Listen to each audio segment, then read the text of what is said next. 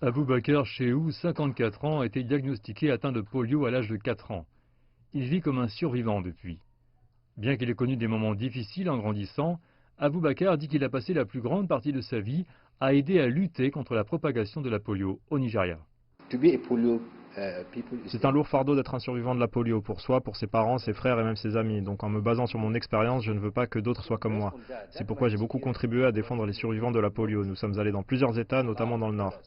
La poliomyélite est une maladie virale qui affecte le système nerveux central et peut causer une paralysie temporaire ou permanente si les gens ne sont pas vaccinés quand ils sont nourrissons. Des campagnes de vaccination et de sensibilisation ont été menées au cours des dernières décennies pour débarrasser le pays de la polio. Mais le Nigeria a connu un recul en 2016 lorsqu'un nouveau cas a été découvert dans le nord du pays. Cela signifiait attendre une période de 3 ans d'infection zéro avant d'être déclaré exempt de polio par l'OMS. Jusqu'à présent, le Nigeria était le seul pays africain à figurer encore sur la liste des pays endémiques dans le monde.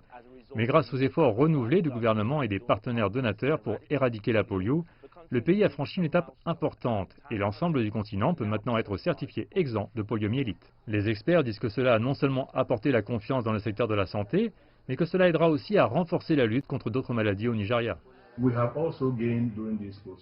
Nous avons également acquis au cours de ce processus les moyens et rassemblé un grand nombre de ressources humaines qui sont bien formées pour nous aider à transiter toute l'infrastructure pour l'éradication de la polio vers d'autres maladies infantiles et aussi d'autres interventions comme la malnutrition par exemple.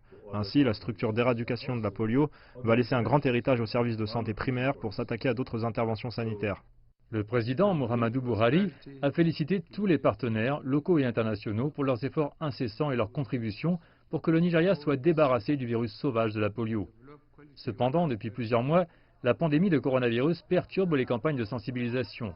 Les experts mettent en garde contre la nécessité d'une plus grande vigilance pour s'assurer qu'aucun nouveau cas n'émerge.